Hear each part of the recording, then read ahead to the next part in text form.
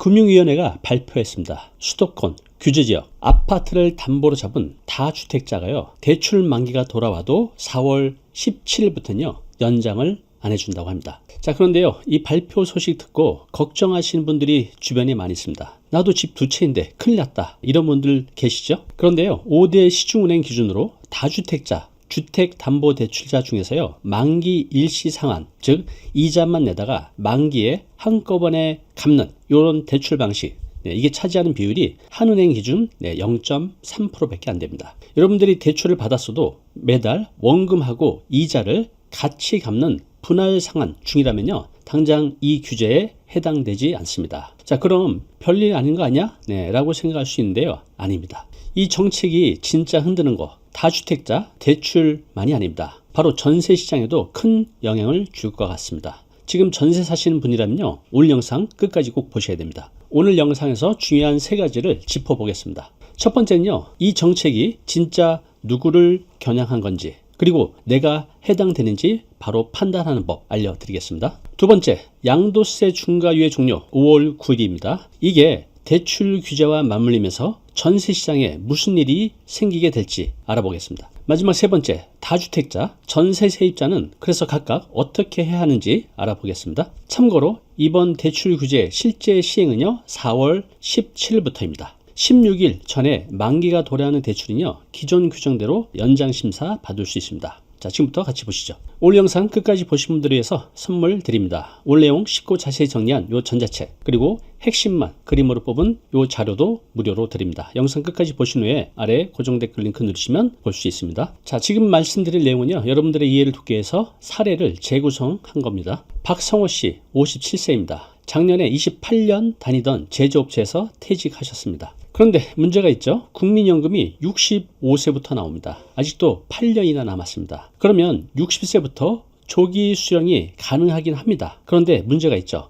조기 수령을 하면 매년 6%씩 깎입니다. 쉽게 말하면 3년 일찍 받으면요, 18%가 줄어들게 됩니다. 이런 상황이라면 여러분들은 어떻게 하시겠습니까? 자, 이분은요, 노후를 위해서 퇴직금과 모아둔 돈을 합치고 여기에 대출 1억 8천만 원을 받아서 수원 영통구에 아파트를 한 채 샀습니다. 그리고 전세를 놨습니다. 본인은 서울 노원구에 살고 있습니다. 직장을 퇴직하면서 건강보험도 지역 가입자로 바뀌었죠. 쉽게 말하면 회사 다닐 때 보험료를 회사가 절반을 내줬는데 이제는 본인이 전부 내야 됩니다. 재산도 많기 때문에 이전보다 더 많이 낼 수도 있습니다. 매달 나가는 돈은 늘었는데 들어오는 돈이 없습니다. 아침에 통장 잔고 확인하는 게 일과가 된 겁니다. 그런데 그제 뉴스를 봤습니다. 다주택자 대출 만기 연장 금지. 박성호 씨 집이 2채입니다. 수원 아파트 살 때 받은 대출이 1억 8천만 원 있었습니다. 만기 일시 상환, 이자만 내다가 만기에 한꺼번에 갚는 구조입니다. 올해 9월이 만기입니다. 다행히 세입자가 살고 있어서 전세 계약이 끝나는 날까지는 대출이 연장된다고 합니다. 숨은 조금 돌렸습니다. 그런데요, 전세 만기가 내년 3월이에요.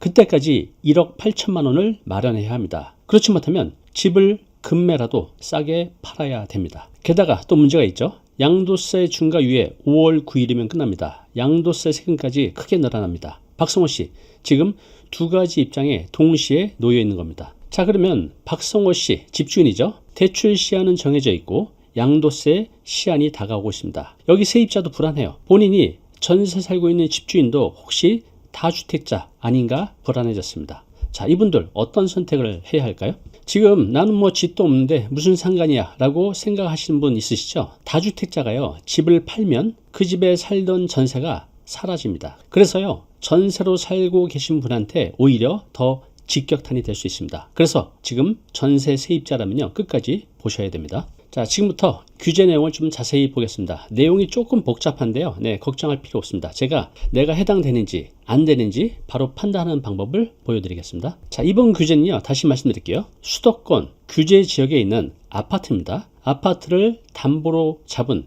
1주택자가 아닌 다주택자의 만기 일시 상환 대출 이 대상입니다. 이 내용을 꼭 기억하시기 바랍니다. 그러면 여기서 규제 지역이 어디죠? 잘 알고 계시죠? 서울은 25개구가 전부 다 해당됩니다. 자, 경기도 어디죠? 과천, 광명, 성남 분당, 수정 중원, 수원 영통, 장안 팔달, 또 안양 동안, 용인 수지, 의왕 하남, 네, 총 12곳. 이 화면 띄워놨으니까요. 보면서 내가 해당되는지 꼭 확인해 보시기 바랍니다. 자, 이번 규제에 해당되지 않는 분들을 알려드릴게요. 일단 비규제 지역의 아파트, 즉 아파트는 갖고 있지만 비규제 지역, 네, 해당되지 않습니다. 또는 규제 지역에 있어도 빌라와 다세대 주택은요, 이번 규제 대상에 해당되지 않습니다. 이해되셨죠? 그러면 이번 대출 규제에 해당되시는 분들 중에서 그래도 예외 규정이 있냐? 네, 있습니다. 알려드릴게요. 첫 번째는요, 세입자가 살고 있으면요, 임대차 계약의 종료일까지는요, 만기 연장이 됩니다. 이렇게 하는 이유는요, 세입자 보호 조치 때문입니다. 아까 박성호 씨가 여기에 해당되는 거죠. 다만 전세 만기 이후에는요, 연장이 안 됩니다. 단 이것은 유예일 뿐이지 면제가 아닙니다.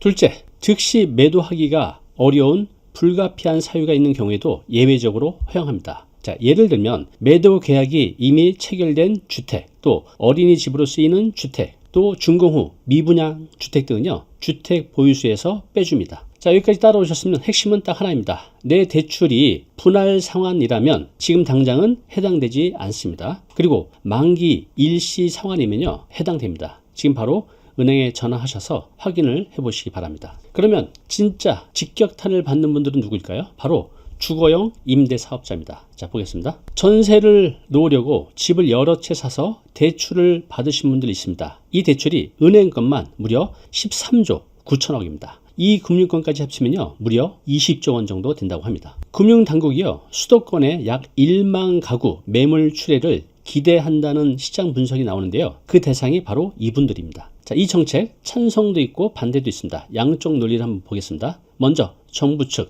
즉 찬성 입장입니다. 이재명 대통령이 2월 13일 SNS에 이렇게 말을 했어요. 양도세까지 깎아주며 수년간 기회를 줬는데 다주택을 해소하지 않는 분들에게 대출 연장까지 해주는 게 공정하냐? 네, 이런 취지로 언급을 했습니다. 이후 금융위가 긴급회의를 3차례 열고 전수조사를 거쳐서 며칠 전에 발표를 한 겁니다. 정부 주장의 핵심은 금융위 투기를 떠받치면 안 된다 입니다. 자, 반대쪽 논리입니다. 사실상 이건 대출 강제 회수 아니냐, 세입자까지 피해를 보는 게 맞냐라고 주장하고 있습니다. 금매가 쏟아져서 오히려 시장 혼란을 키울 수 있다는 의견입니다. 자, 지금부터 나오는 얘기가 오늘 내용의 본론입니다. 조금만 더 집중해 주세요. 대출 연장이 막힌 다주택자가 어쩔 수 없이 집을 내놓겠죠. 자, 여기에 양도세 중과가 5월 9일에 부활합니다. 그 전에 8년은 금매가 쏟아질 수도 있습니다. 그럼 매물이 많아지면 집값이 떨어질 수도 있겠네? 라고 생각할 수 있습니다. 그런데 여기서 우리가 중요한 부분을 놓치면 안 됩니다. 다주택자가 전세를 끼고 갖고 있던 이 아파트를 팔게 되면 어떻게 되죠? 그 전세 매물이 사라지겠죠. 바로 이것이 문제가 될 수 있습니다. 자, 왜 사라질 수 있을까요? 새 주인이 들어오게 되면 세입자 나가야 됩니다. 이제는 실거주를 해야 되기 때문에 만기되면 나가야 되죠. 그러면 앞으로 점차 전세 매물이 많이 줄어들게 될 겁니다. 매매 매물은 느는데 반대로 전세 매물은 줄어드는 상황이 올 수 있다는 겁니다. 그래서 지금 전세로 살고 계신 분들은 심각하게 생각을 해봐야 됩니다. 진단을 해보자는 거죠. 최악의 경우를 한번 보겠습니다. 집주인이 대출을 갚지 못하면 어떻게 되죠? 경매로 넘어갑니다. 자, 경매에서 집이 팔린 돈을 채권 순서대로 나누는데 순위에 따라서 보증금 전액을 회수받지 못할 수도 있습니다. 그리고 집주인이 잘 팔아서 보증금을 전부 다 받는다고 해도요, 계약 만료 후에 다른 전세 구하기 요즘 쉽지 않습니다. 구한다고 해도 내가 지금 살고 있는 전세 시세보다는 많이 비쌀 겁니다. 자, 세입자 입장을 봤는데요. 이번에는 다주택자인 집주인 입장을 한번 보겠습니다. 다주택자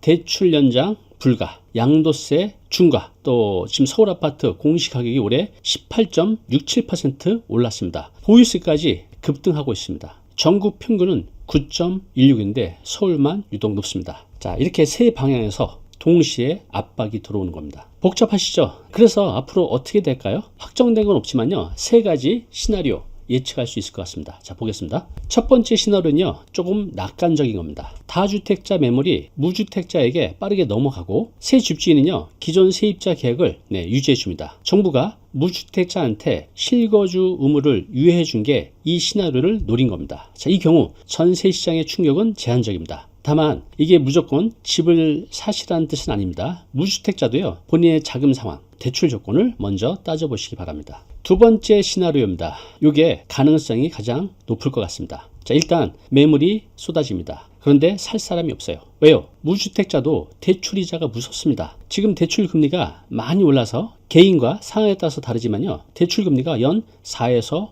6% 정도 됩니다. 급여소득자 이자가 월 100만 원 이상 되면요. 쉽지 않습니다. 이렇게 매물은 쌓이는데 거래는 안 되고 전세의 월세 전환이 빨라질 수 있습니다. 마지막 세 번째, 약간 비관적인 시나리오입니다. 자금 압박을 견디지 못한 영세 임대차 입자의 매물이 경매로 넘어갑니다. 자, 그러면 전세 사기 여파가 아직도 끝나지 않은 상태에서 또 다른 형태의 전세 불안이 생길 수 있습니다. 지금 말씀드린 이 세 가지 시나리오 전망입니다. 추정이죠. 금리 변동, 정부의 추가 대책, 또 매수세 회복 속도에 따라서 달라질 수는 있다는 거 말씀드립니다. 오늘 내용 정리해 드리겠습니다. 중요하죠. 꼭 기억하시기 바랍니다. 첫 번째, 수도권 규제 지역의 아파트를 소유한 다주택자의 만기 일시 상환 대출 연장 전면 금지됩니다. 이 정책 4월 17일부터 시행됩니다. 하지만 분할 상환 중이라면요, 당장은 해당이 안 됩니다. 또 세입자가 있으면요, 임대차 계약 종료일까지 대출 연장 가능합니다.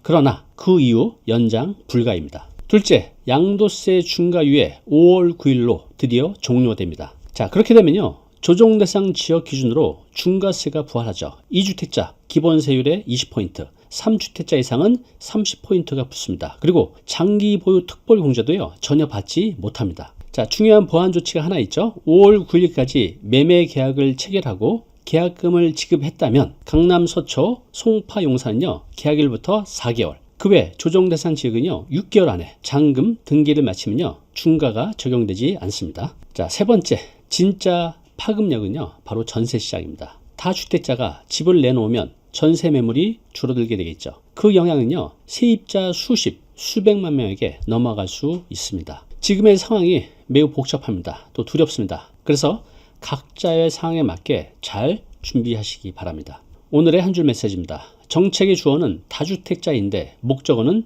세입자가 되고 있다. 자, 오늘 내용 너무 중요한 내용이죠. 영상 보고 나면 잊혀지잖아요. 자, 자료 무료로 제공하고 있습니다. 이 자료 요거 받고 싶은 분들은요 아래 링크로 신청하시면 됩니다.